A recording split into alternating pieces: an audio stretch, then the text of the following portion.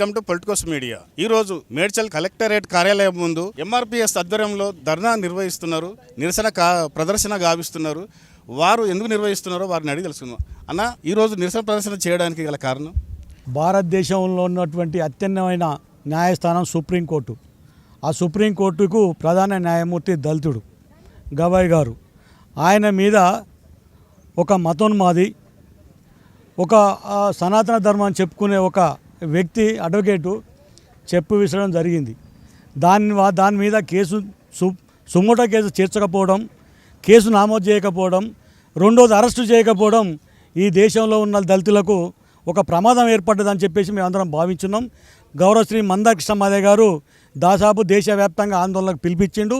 ఈ తెలంగాణ ఆందోళనే కాదు, 10 రాష్ట్రాలలో జిల్లా కలెక్టర్ కార్యాలయం ముందు ధర్నాలు జరుగుతున్నాయి. ఇప్పటిదాకా కూడా మేము శాంతియుతంగానే నిర్ణయాలు జరుగుతున్నాయి. రేపు రాబోయే రోజులలో ఒకవేళ ఆయన అరెస్ట్ చేయకుంటే ఆయన వెనకన్నా ఏ రాజకీయ పార్టీ ఉన్నా వాళ్ళు బహిర్గతం కావాల్సిన పరిస్థితి ఉంది. అన్ని రాజకీయ పార్టీలు కూడా దీన్ని తీవ్రంగా ఖండించవలసిన అవసరం ఉంది. ప్రజాస్వామికవాదులు కూడా దీన్ని తీవ్రంగా ఖండిస్తున్నాం. రెండవది ఏంటంటే, ఇవాళ ఈ ఉద్యమము ఇక్కడితో ఆగదు. అవసరం వస్తే ఢిల్లీ కోటను కూడా మేము ముట్టడించవలసిన పరిస్థితి వస్తుంది. దీన్ని ఈ పరిస్థితులు రాకముందే కేంద్రం తక్షణ చర్యలు తీసుకోవాల్సిన బాధ్యత కేంద్ర ప్రభుత్వం ఉందని మేము డిమాండ్ చేస్తున్నాం. దేశంలోనే అత్యున్నత న్యాయస్థానం సుప్రీంకోర్టు. ఆ సుప్రీంకోర్టు ప్రధాన న్యాయమూర్తిపై దాడి జరగడం ఏమైనా చర్య? దీన్ని మీరు ఏ విధంగా భావిస్తారు? ప్రధానంగా భారతదేశం ఏర్పడ్డ తర్వాత, అంటే భారతదేశం ఏర్పడి ఒక 78 ఏళ్ళు అనుకుంటే, అనాదిగా 3000 సంవత్సరాల క్రితం అదే దాడి జరిగింది.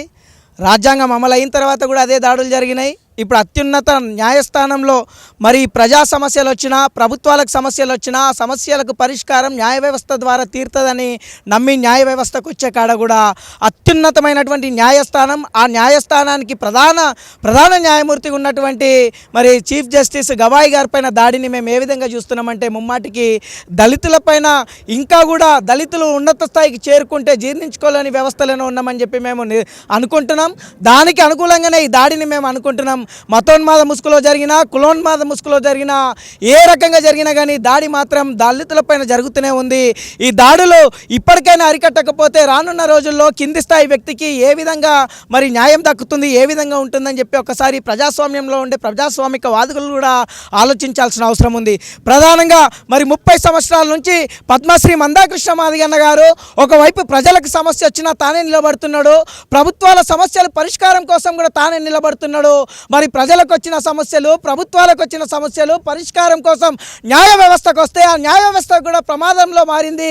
ఆ ప్రమాదంలో ఉన్నటువంటి న్యాయ వ్యవస్థని రక్షించే కాడ కూడా మళ్ళీ శ్రీ మందాకృష్ణ మాదిగ గారే తన నడుము గట్టి ముందుకు వచ్చినారు. కాబట్టి ఖచ్చితంగా రానున్న రోజుల్లో న్యాయ వ్యవస్థలో కూడా భద్రత పటిష్టంగా జరుగుతుంది. న్యాయ వ్యవస్థ కూడా ప్రమాదం అంచున ఉన్నది. ఆ ప్రమాదం అంచున నుంచి మళ్ళీ భద్రంగా ఉండడానికి పద్మశ్రీ మందాకృష్ణ మాదిగన్న గారు మళ్ళీ ఒక ఉద్యమం కార్యాచరణ చేయబోతున్నారు. కాబట్టి ఖచ్చితంగా ఆ ఉద్యమం కార్యాచరణ రూపం దాల్చకముందే ప్రధాన న్యాయమూర్తిపై దాడి చేసినటువంటి సీనియర్ అడ్వకేట్ ఏదైతే దళిత ముసుగులో దాడి చేసినప్పటికీ కూడా అది మతోన్మాద ముసుగులో జరిగిన దాడిగానే మేము భావిస్తున్నాం. ఇప్పటికైనా రాకేష్ కిషోర్ గారిని అరెస్ట్ చేసి సుమోటోగా కేసు స్వీకరించి అరెస్ట్ చేసి తనని ఖచ్చితంగా శిక్షించాల్సిందిగా, న్యాయ వ్యవస్థకు రక్షణ ఖచ్చితంగా ఉంటుందని చెప్పి కేంద్ర ప్రభుత్వం ఒక ఆసరా ఇవ్వాల్సిందిగా ఈ ధర్నా సముఖంగా మేడ్చల్ కలెక్టరేట్ ప్రాంగణం నుంచి మేము ప్రభుత్వాలను డిమాండ్ చేస్తున్నాం. ఇప్పుడు మన వద్ద ఎంఆర్పిఎస్ జాతీయ కళామండలి అధ్యక్షులు ఎన్వై అశోక్ మాదిగన్న గారు ఉన్నారు. అన్న, మొన్న ఐపీఎస్ పూరణ్ కుమార్ ఆత్మహత్య కావచ్చు, ఇక్కడ చీఫ్ జస్టిస్ బిఆర్ గవాయ్పై దాడి కావచ్చు, దీన్ని ఏ విధంగా చూడాలి? ఈ దాడిని దళితులపై ఇంకా వివక్షత కొనసాగుతుందని చెప్పి మనం గుర్తు చేసుకోవాలి. ఈరోజు ఒక సుప్రీంకోర్టులో ఉన్న ఒక జడ్జి గారికే రక్షణ లేకుండా పోతుంటే మామూలు పరిస్థితి ఏంది? ఇంకా కూడా ఈ మనువాదుల ముసుగులో జరుగుతున్నటువంటి దాడులను మరి తీవ్రంగా ఖండిస్తూ ఉన్నాం. మరి ఏదేమైనా సరే జస్టిస్ సిజే గవాయ్పై జరిగిన దాడిని ఖచ్చితంగా దాడి చేసిన వారిని అరెస్ట్ చేసేదాకా ఈ పోరాటం ఆగదని చెప్పి గుర్తు చేస్తూ ఉన్నాం. మందకృష్ణ మాదిగన్న గారు పిలిపించిన దానికి అందరం కూడా తీవ్రంగా మరి ఖండిస్తూ ఉన్నాం. మరి ఏదేమైనా సరే వాళ్ళని అరెస్ట్ చేసే వరకు వదిలిపెట్టేదని చెప్పి చెప్తా ఉన్నాం. ముఖ్యంగా అణగారిన వర్గాల నుంచి ఎంత ఎత్తుకు ఎదిగినా కానీ ఏ స్థాయికి పోయినా కానీ ఈ వివక్ష ఇంకా ఎదుర్కోవాల్సి వస్తున్నది.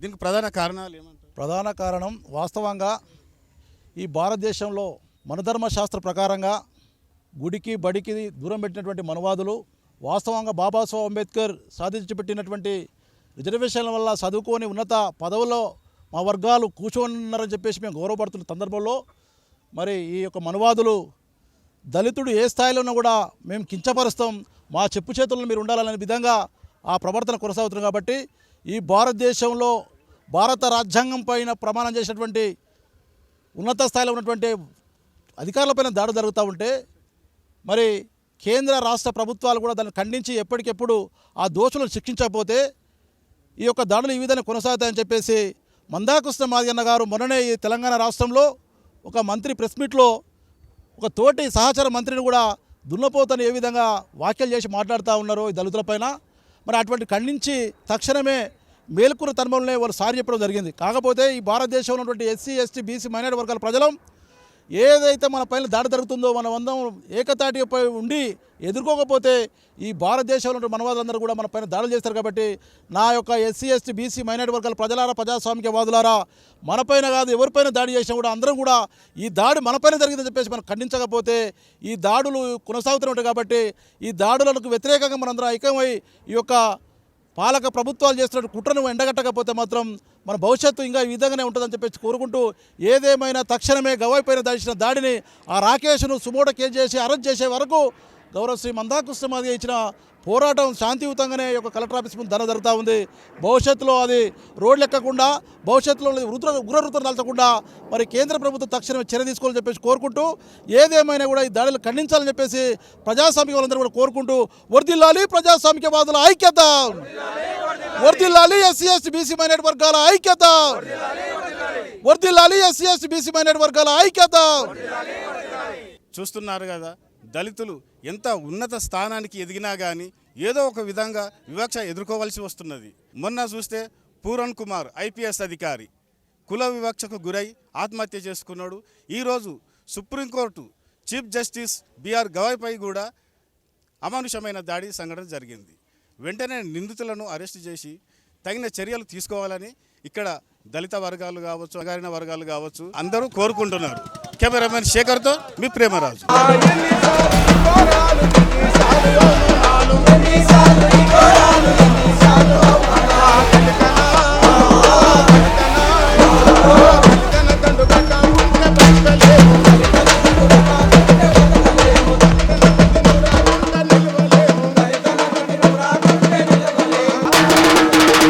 Please subscribe to the channel and download the Politicos app from the links in the description.